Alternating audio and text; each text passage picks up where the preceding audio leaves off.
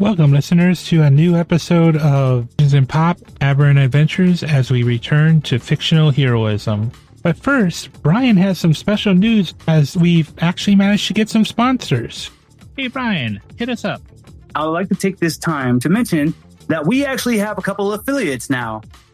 I bet our listeners get really thirsty, don't they? We actually have a sponsorship from Liquid Water, Life Water, and we'll make sure to have that code up in today's soda break, so you guys can get in that. Because if you use our code Dungeons and Pop, you will receive, I believe, about 15% off your order. And we know there's a bunch of people who have their hungry little youngins and babies out there. I got BB right here next to me. Our other affiliate is the company Nom Nom. They make specialized dog food meals for your pets, and BB just loves them. So, and that is the same affiliate code for that is Dungeons and Pop. And you'll receive 35% off your first order and package from Nom Nom. All right, Sean, I'm all done. As the party has reached the final stage, literally, as they follow the clues, try to figure out that, hey, there's some fae stuff going on, and it looks like a fae is tricking someone and turning them into a magical city kerfucking ready for goblin. And had some hijinks on the highway that left their enemies confused and wondering if they stumbled into a Scooby-Doo cartoon. And now, on to the show.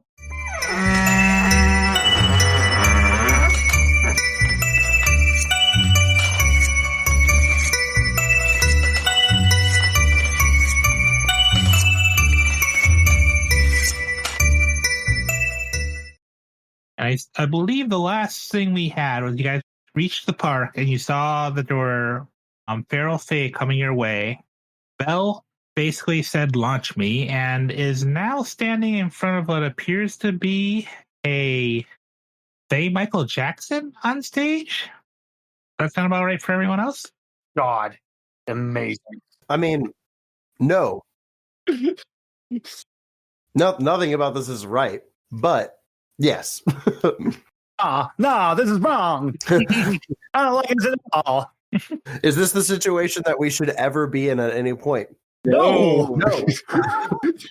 Is this what's happening to us? Yeah. Yes. 100%.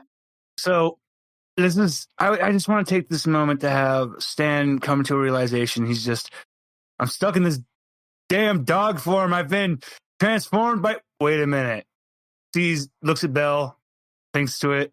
Oh, I could have undid this myself. Belle, does Belle hear this, Sean? Well, that depends, Brian. How loud does Stan say this? I mean, Belle has thrown away at least a football's distance. I'm not a football player, so I don't know. You know what? Okay, so I'm going to let you know that he is definitely being loud enough because he's an idiot. Belle just looks at you. You forgot you're magical, didn't you, again? John, I would like to do some big magic to get this dance battle started. Because if I'm going to do this, I'm doing this upright, my man. I'm giving you a finale to undo all finales. Because the dog, stands up. There's nothing up my sleeve. He rolls up one arm. There's nothing up my other one. And with a abracadabra, smoke starts forming around his feet. Well, remember, big magic, you need resources for it. Oh, I am very happily about to enlighten you on what I'm going in for because, God dang it, I suck. I could have been doing this the whole. So, because as I said, Stan he represents the apocalypse. His mother is an eldritch being. And you're right, I do need components for this. Stan's going to call on his mammy. And if I have to, I'll roll luck, Sean. Okay, let's roll some luck. Because I need this to happen. Point of order. There is a magic move that allows you to call a creature into this world.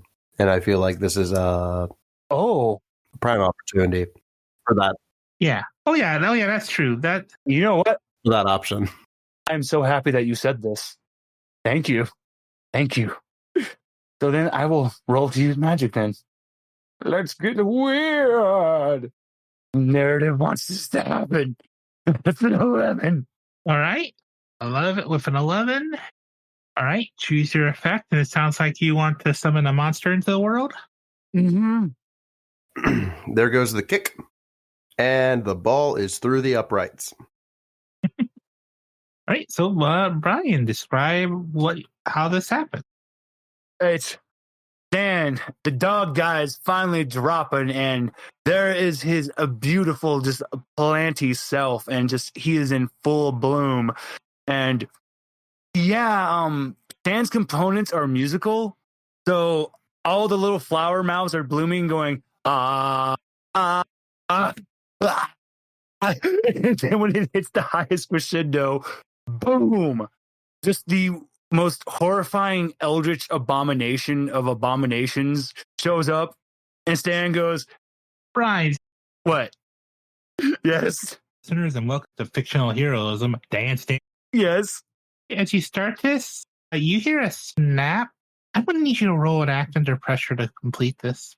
As the four speakers set up around the stage flare into the most rhythmic, epic. They start playing that we don't really care about us. If I get a high enough roll, I'm going to have to hide my face from embarrassment for what the response is, for what the real song for the summoning song is. Because the Fae before you snaps their fingers and the music starts to play, and it is loud, it is techno, and it's synthwave. Is an 8 high enough? Okay, with a 8. So I am going to give you a worst outcome, or a hard choice, or a price to pay. The hard choice is you can do this. You get turned back into a dog, or you can take 2 harm as you push against the magic. I'm taking the 2 harm as my little flowers start belting out mean and green. Right? If you're taking the 2 harm, as you're struggling against this magic, you just see the fake Nancy Prancer just kind of finger gun at you a few times, and every time he finger guns at you, there's like a little pop, and there's like a little mini sonic boom hitting you. It just knocks you back. Okay, which the last part of it is, I can't keep a straight face, is when he says, I'm a mean green mother from outer space and I'm bad, is when the summoning ends. And my grief. Okay, all right. That's very good. That was for you, Rick Moranis. You guys see Stan change back to normal, start to sing, and then get finger gunned off his feet. What do you do? And the feral fays are heading your way, and now there is rhythmic. You can feel the vibrations in your bone from the 4 speakers. I like that. That's cool. Cool. Yeah. So where are we? Where are Roger and I'm so sorry, Laura. I'm forgetting the name of your character. Getting the name of Mr. Disputable Matters Collins? I feel like you can understand and forgive. I can't understand that. I forget his name. I have to look up his name every time before we play. It's beautiful, man. I want to say you guys are probably like half to a third of a football field away from the stage. Mm-hmm. Just as you guys tossed Bell that way. I don't want to say a full football field because that seems kind of long to toss a child and have him survive. 50 yards. Okay. 50 yards, half a field. Be precise. Bell's not a child. He's a teenager. But he is the size of a child. He's the size of a child. But he's also a demon, and also this is made up. So, all right. So I just want to be precise. Like he's a little sheep demon. I will throw him. Fair. I'd say he could probably take a hit. Maybe. I'm just glad that he didn't get punted. I hope he can take a hit because he is 50 yards away from us. And I'm in danger. We're out here alone. And he about to hear hee. So we are 50 yards away. We have feral, Fey-infected people coming at us, correct? Yep. Cool. With translucent claws formed like I want to say like Bloody Death Strike. It kind of looks like sort of in the same way that you guys saw their faces are being distorted, like there's many fingers inside of them, kind of stretching out their hand. To quote Brian, Junto Ito kind of style. Ooh, love it. It's body horror, and I'm here for it. I want to ask you guys, who would you say is the closest? Between the two of us, I don't know. I was thinking that we were standing like side by side. I don't know. I mean, would Stan have stepped forward if he was using magic to summon monsters? I'm sorry, not the monster, his mother. Oh, no, you can be fair. She is a monster. Forgive me. Oh, she's a monster, baby. Don't worry about that. And yeah, she's awful. Yeah. And I was actually going to say, Sean, I hate to do this to myself, but Dan probably would be the closest one. Yeah. Oh, Brian, you're going to hate this. But I think the lead feral looks at you eye to eye, and I need you to roll plus cool as their eyes kind of glow and shift, and you almost see geometric shapes coming off of it. Sort of similar to like you saw when you guys were in the van and you guys were having lasers shoot from him. You kind of see like this holographic effect off of his eyes as it's going to try to hypnotize you. So what do I need to roll? Plus cool. I really hope this works out so I can do this cheesy joke. Please. Yay! I don't know if this is going to work, but I got a 9, but I have a -1 sharp, so that's an 8. Right now, you have an ongoing -1 rolls as it. You really start to like this music all of a sudden. You're just struggling against the impulse to dance. Dan is also now singing Eye to Eye. Mr. Collins doesn't want these getting any closer, and he wants to disrupt this hypnotism that's happening here. I think he's going to take his, don't know how to pronounce this, his big gun, his arquebus. He's going to take it and shoot it at the feet of these feral dancers and try to scare them back. It has the loud and smoky tags. So I guess this is probably actually like a protect someone. Yeah, I think this will be a protect someone roll. I think it's what he's trying to do. Yeah. Ooh. That's a 7, fortunately. Okay, so I think what happens is you shoot it, the gun is loud, it causes both the feral that's trying to hypnotize him and Stan to kind of like look away, and it breaks off this thing. And one of the other feral fae to the right, eyes start to glow and as it like sees you do this and like it's angry, and all of a sudden you just hear like a and you suddenly see this burst of laser light erupt out of the other one's eye, and it shoots through Colin's shoulder, and I'm sorry, Laura, you take 3 harm, ignore armor. Whoa! That is Right. Oh. Yikes. Yeah. Alrighty. Right through my reinforced whisket. All right. Actually, I would say 2 harm, ignore armor. All right. You hear behind you, I think you hear a car explode. Okay. It's basically like, like laser eyes. So that when it went through your shoulder and probably hit a car gas tank. Oh. Yeah. Oh, he's not at all used to that. That is some alarming magic there. All right. Yeah, he's gonna. I mean, he just saw it go through him and explode a car. It's like a big rock or the corner of a building or something that he could duck behind. Yeah, I would say there's some stools. There's some small outcroppings, like different buildings, because this is a park. Normally, it's just like a normal park. So I think there's snack stands to one side of the area in front of the arena, and then maybe bathrooms on the other side. Okay. He'll duck behind the bathrooms then and reload. All right. How does Roger react to that? That he just saw a laser go? These things have laser eyes. Again, it definitely can go through people. I think seeing somebody that Roger thinks is pretty sturdy get just absolutely like run through Roger's going to want to body block, essentially, as much as he can. And so I think the... sorry, I had an alarm going off. I think the strategy here for Roger is to get out some of his magical tools, and I want to separate the crowds from us, essentially. So I think I'm going to do some magic here. Right? Oh no! Oh no! That's Snake Eyes +2. Ooh.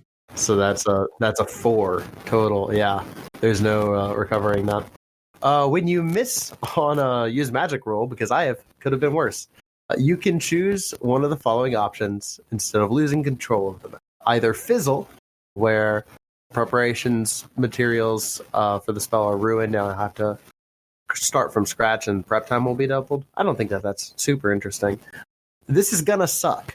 The effect happens, but you trigger all of the listed glitches but one.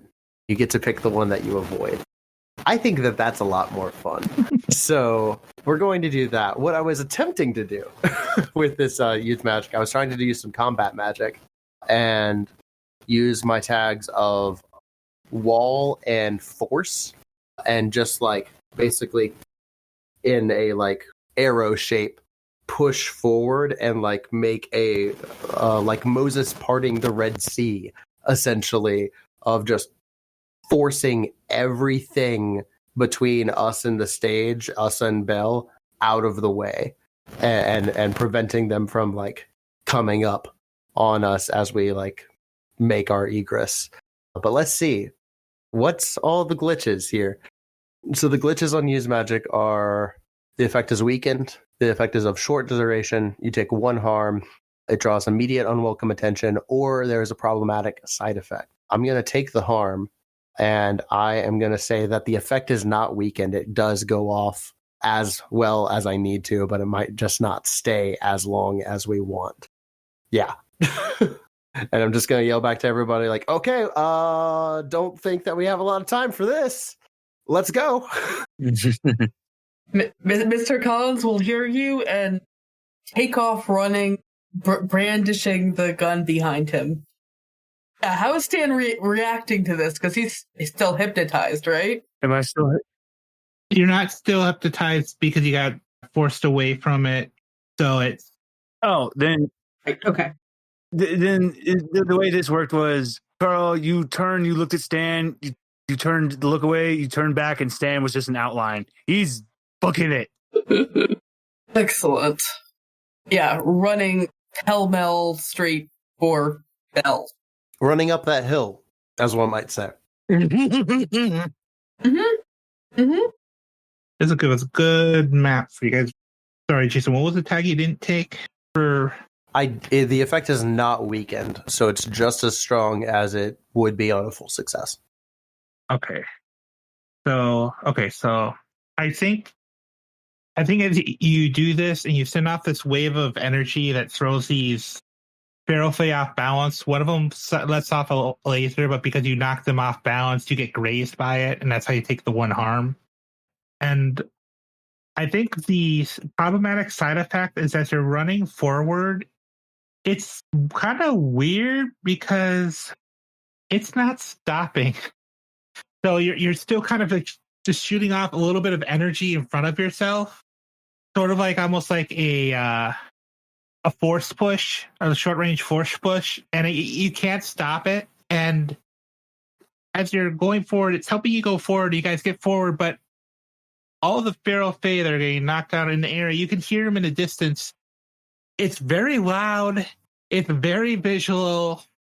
You are very clearly a threat, even if you're just knocking people off their feet right now. Yeah, for sure. And then I think it's going to be Belle's turn. Belle, the fae looks down at you as your friends are rushing over. He just smiles and smirks and goes, "Oh, little one. Are you sure you know how to dance?" Belle just looks at him, thinks. Good question, Sean. Our character. Yeah. What's the extent I can use of demon magic? I think for this, you can use magic to inflict harm. Okay. Or do you have a move? Did you pick out a move that allows you to do magic? Or is one of your natural attacks magic, I should say? I have life steal. Life drain. The natural attack, which I believe that is magic. Yeah, you can easily use that. Okay, I was just seeing if there was anything I could do. What's the extent of magic I could do as a demon? Yeah, you'd be able to do the same things that are used magic as other people. So you can inflict harm, one harm, ignore armor, magic, obvious. You can enchant a weapon, do something beyond human limitations, bar a place or a portal to a specific person or type of creature. So, like, if you wanted to use your magic, I could summon. Can I portal something? you can. You can summon a monster in the world. You can bar a place or portal to a specific person or type of creature. Okay. Is it possible I can summon Belle's grandmother? Possible. Yeah, you can try. I'm gonna try. I'm summoning. No, it's like Belle. Like, you know what? I'm calling in reinforcements. So, to cast magic, that's weird, right? Yeah. That's a 3. How's a 15 look? 15. The magic works without issues. Choose your effect. I'm gonna basically summon my grandmother for support, and I'm gonna do what it says. My magic is now. I have to do this. I am doing the most adorable lammy dance for you, Sean, to summon her. And as a pentagram appears on the ground, she disappears. Okay, I think you do this dance. Here's the thing: you do this dance, and I think you really get into it, and you do summon. Well, what does Belle's grandmother look like? I have an idea, so let me look real quickly. I love that we now have Belle's grandmother and Stan's mother on the field. That's correct. We sure got a lot of moms. Whole family reunion. In the chat today. The week before Mother's Day, too. Sure enough. There we go. This is appropriate. Yes, a heartwarming tale. I put it in chat. Wow, that's quite a look, Grandma. Ah! I'm afraid. I'm sorry. It is the quickest image I can pull up on GIFs. Is that okay, Sean? If not, I'll find a different image. Yeah, you guys just see. It's just shocking. My, what big things. Yeah. Tracts of land do you have, grandmother? Wide childbirthing hips. Look, Stan's going to just say, he just turned, looked at Belle's grandma and just says, nice can. My God. Yeah, you guys, you see Belle start to do the lammy dance, and you do it in a pattern, so you form a pentagram. And in the center, then as you bow in the center of it, you guys just see this large lamb demon with a red cape, very, what's the term? What's the term? Day? Something day? Legs for days? No, leg day. You see a demon that definitely has done her leg days. That has not skipped leg day? It's not skipped leg day. Pop out with this series of swirling pinwheels made out of energy, spiraling her head, and a very ruffled hair. Very lucky she's wearing clothes. But here's the thing, Belle. Bountiful, if one might say. Bountiful fur. But here's the thing, Belle. If you finish this and your mom is summoned in front of you, you look in front of yourself, and everyone else, you notice it too. There's a feral fae in front of Belle. Ah, crap. How do you guys react? You now have lost. You don't see the fae in front of you. The music is still pumping through all 4 speakers, and more feral fae are advancing on your party. Where are the speakers to me, Sean? Where are the speakers to Stan? Are you asking if you want to read a bad situation? Oh, no, I want to use mayhem. I want to pick them up and throw them and break them. Oh, you want to try to pick them up? Throw one? Oh, yes. Okay, they are on long poles, and those are what those circles on all 4 parts of the thing is. I'm going to pick them up and use them as an improvised weapon. Okay, so you can only pick up one because they're on all 4 parts. That's fine. That's fine. Okay. Yeah, you can run over and try to pick one up. I need you to act under pressure to get to it because they are, as I said, there are other feral fae entering the area. Because my mom does nothing. I get an 11. Okay, so I think you run over to, which one do you run over to? We'll say the right. The right front or the right back? The right front. All right. Because I want to smash that into the right back one. All right. I think you run over, you grab onto it, and you start to lift it, and you feel this shock of magic pumping out of this pull in a speaker. And I think as you pick it up with that high of a roll, you start to realize that these are pumping magic into the area. Then I definitely need to destroy them, as you really keep setting me up for these cheesy music jokes, so I'm going to keep going with it.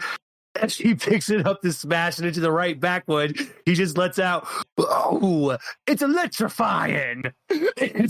I will say it takes you a turn to rip it up. That's fine. That's fine. Because you don't have like a super strength thing. That's fine. That's perfectly acceptable. Right? These speakers gotta go. Okay. Who wants to go next? I'm crying. I would say you guys are probably, when this happens, you guys are probably where there's the triangle of the three purples, and the purples were the feral fae in the area before they're being summoned, if that makes sense. The pink on the right are the food carts, and on the left is the bathrooms. And you guys are all the X's. At least you guys started at the X's. So you guys are like about to the middle when this happened. Yeah. And am I understanding right that Michael disappeared?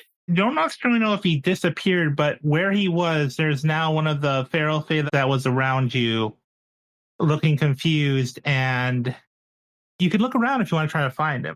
Because he probably is still there, but rather than looking around with my eyes, I'm going to look around with my brain. Again, it's my best weapon in this fight, which is the alt-weird move sensitive. I'm going to open up my mind to the psychic environment and try to sort of suss him out that way. All right. So that is rolling weird, which is a 7. All right. So on a 7, I gain a hazy impression about something important. I think as Collins reaches out with your mind, you see these strands going through the air, and you just kind of look around briefly, and you realize these are all, it's like a spider web. And I think if you're looking at it, I think you're starting to think about it, and you realize that the one that's up at the stage is the one you shot at the feet of. You get the impression that maybe this connection is being used to, it wasn't that he disappeared, he just switched places. Oh, so maybe it's actually, he's behind us now. Yeah. Or somewhere else that one of these fae was. Okay. Yeah, I think that's, you get that idea reaches your mind, and you just hear, woohoo, from behind you guys. And I see everyone on the field to act under pressure. Oh, cool. Is this as a result of my spell casting? Actually, no. Okay, cool. All right. All right. That's a 7 for me. Act under pressure is a cool roll, correct? I double check. I will. Yep, it's a plus cool. That's a 4. Okay. Do you need one from Stan? Yep, because Stan's falling after the other. No, actually, Stan, you're actually out of the way. Yay! So, I think with this, you guys start to turn, and I think because of how you're having this wave of this energy coming off of you, Roger, you miss it, but Collins sees it just in time that he's standing right behind you guys, and he's about to snap his fingers. And Collins, here's your choice. You can try to push Roger out of the way, since you can see that he's not seeing this, and you guys share the damage. You split the damage. Or you can try to push him all the way out of the way and You'll be knocked prone and take the full damage. The latter. Collins is gonna shove Roger completely out of the way. All right. Yeah, I think, Roger, you just feel this shove and you're kind of thrown to the side. And I think it almost like a cartoon style. It just so happens you're facing downwards as another one of these pulses happens. And you almost sort of like bouncy out of the way. And Collins, oh boy. You just see the snap and there's just a set of explosions going off beneath you, and it's almost like in a movie, like every time like someone gets hit by something, like like they do the slow motion, like if someone gets shot down or there's like explosions all around them, like a superhero movie. Mm-hmm. As you get hit by Razzle Dazzle for 4 harm. Woo! That is not ignore armor. Okay, so I take 3. All right. So Collins is unstable. All right. Lights hurts my eyes. These modern explosions and inventions. I'm not suited to this. Okay. So then it's Roger and Bell left, I believe. I mean, for your turn. Sorry. Yeah, I mean, I think once again seeing Collins like just getting hit quite a lot. I think my like number one priority is just going to be to grab Collins and like drag them over to safety as I can, drag them over to like a food cart so we can have like some cover. Okay. I believe that's going to be a protect someone roll. Cool. I'm gonna have to use different dice. Protect someone is plus tough, correct? Correct. Mm-hmm. So that's a 4 and a 2 minus 1, which is a 5. You do have luck. Don't use. Nah, I'm not gonna use. I'm not gonna use luck on this. Hey, 2 more and I get a free coupon. Being an improvement. I was just looking at this character sheet earlier. I was like, man, I haven't failed with this character at all yet. Weird. It's all coming back. The ball is rolling downhill. I think you start to rush over to get them to cover. What happens is you're so focused on getting them to cover because you're panicking. I think part of your mind's going like, wait, if he dies, do I die then? I don't know how time works. Because if I remember correctly, you guys still have the connection where you're related, right? Oh yeah. Fuck, I didn't remember that. Yeah. I forgot about that. Oh no! I Don't die on a say line. I really did forget about that. Oops. Now I'm just getting existential. You're just so focused on it that you just get rushed by 2 feral fays that just kind of like tackle you to the ground, and you take 3 harm Ooh. as they knock you to the ground. God. Oof.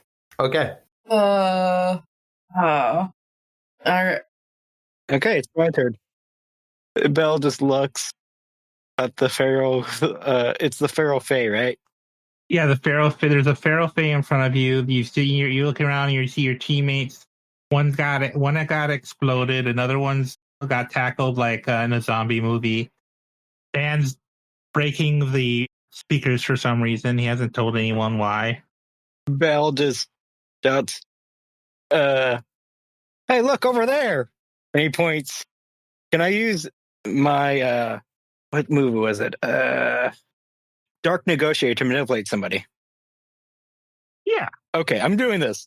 I have to roll Charm for manipulating somebody, I think, or Okay. Yeah.